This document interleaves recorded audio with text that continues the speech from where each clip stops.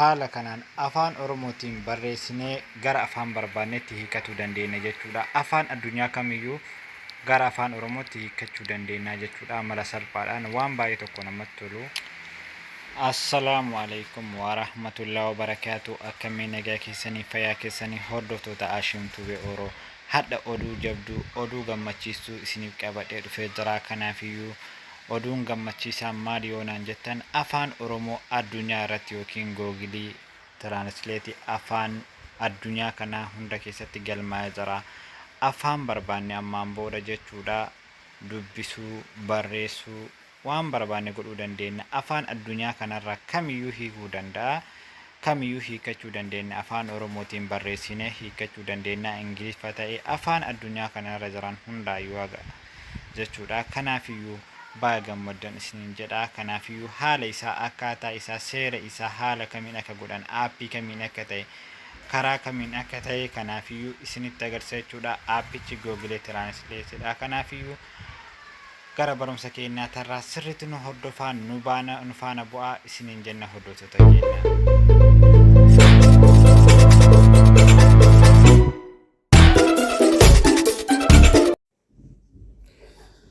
Kuno haala kanaan seentanii jechuudha. Afaan addunyaa kanarra jiru kamiyyuu jechuudha. Afaan oromoo barreessinee hiikachuu dandeenya jechuudha.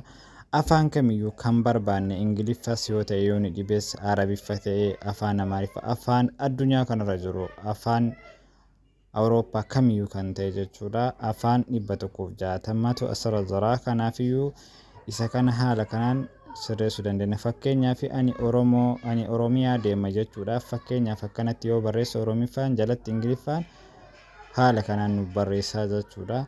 Mee fakkeenyaaf ammas barreeffama kun haala kanaan jechuudha. Waan barbaanne as bira barreessuu dandeenya. Fakkeenyaaf kun as biratti jechuudha. Biyya deemaa biyya kam kun argitanii haala kanaan biyya kam deemuu barbaadda jedhee haa barreessu. Kun argitanii barbaadda kun haala kanaan which country do you want to go to. Kun haala kanaan afaan barbaaddan irra deebisanii sirreessaa inni nu isiniif hima waan ta'eef kun haala kanaan jechuudha. Mee fakkeenyaaf ammas haala kanaan isiniif haa barreessu. Fakkeenyaaf ani harmeetiyaa jaalladha haa jedhuutii mee ani harmeetiyaa ni jaalladha.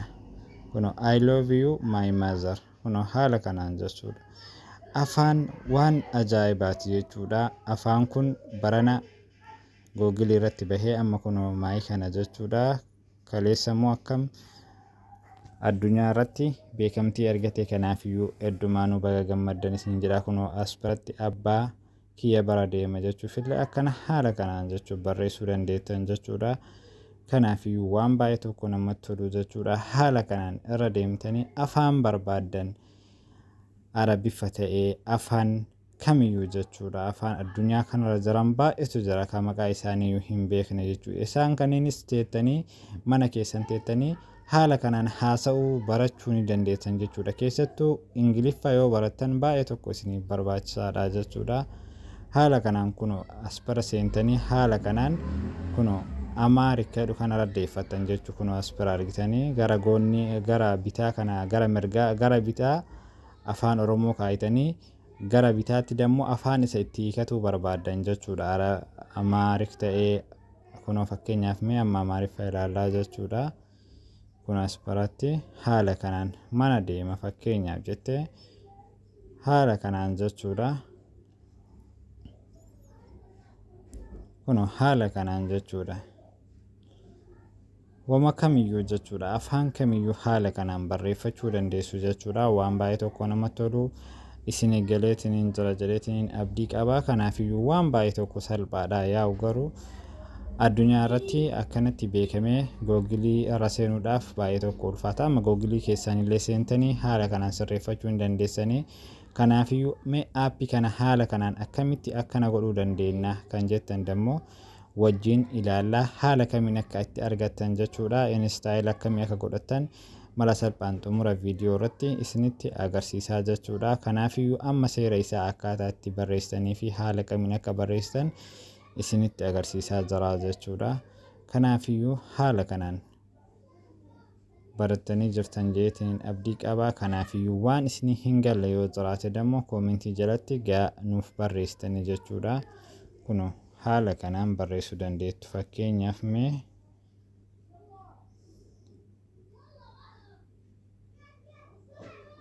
obboleettii tiyya na bara obboleettii tiyya na bira kootu kun argite ihete wada anene kunoo haala kanaan jechuudha. Haala kanaan afaan barbaadan haala kamiin barreessuu dandeettuuf hordoftoota keenya. Kanaafiyyuu isin galee jira. Aappicha kana argachuu yoo barbaadan jechuudha haala kanaan chaanaala kiyya jala seentan jechuudha. Chaanaala Hashim Tube Oro kana jala seentanii jechuudha. Viidiyoo jala isiniif kaa'aa jechuudha liinkii aappii kanaa jechuudha. Haala kanaan fakkeenyaaf viidiyoo anamma dalagaa jiru kan argitanii isa kana erga seentaniin booda jala isaa diskiriipshinii jala isiniif kaa'aa waan ta'eef iddoo san tuttanii haala kanaan aappii kana buufadhaa ka jedhu kana argattanii miti aspara jechuudha. Kunoo haala kanaan aspara ni tuttanii jechuudha. Haala kanaan aspara tuttanii yoo jettan gara Play Store isin erguu danda'a jechuudha. Kunoo haala kanaan jechuudha. Kunoo haala kanaan gara Play Store isin ergaa jechuudha. Haala kanaan achirra kilik gootanii kunoo haala kanaan install godhachuu dandeettan. Anamma install waan godhadhee jiruuf isin dammoo install gootan jechuudha. Kanaafiyyuu open godhee isinitti agarsiisuu jechuudha. Haala kanaan naa dhufaa jechuudha. Kunoo yoo baneetiin hin jedhu isinis install gootanii yoo haala kanaan isin dhufaa. Kunoo afaan Oromoo akkana haala kanaan milkaa'ee iddoo kanarratti nuuf galmaa'ee nuuf argamee jira jechuudha. Kanaafuu duraan hin jiru ture. Kanaafiyyuu alhamdulillah jechuu qabna. Waan kamiyyuu akkanumatti bilisoomna akkanumatti milkoomna jechuu tasfaa kutuu baannee jennaan jechuudha. Kanaafiyyuu jajjabaadhaa barumsa gaarii argattanii jirtan jedheetiin abdii qaba.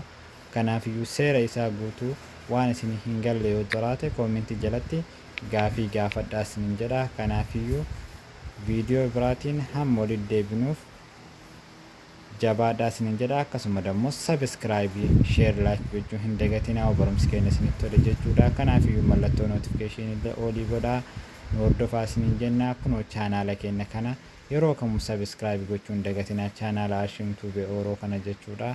Kanaafiyyuu nuti tokko Oromoon wal gargaaruu qabna.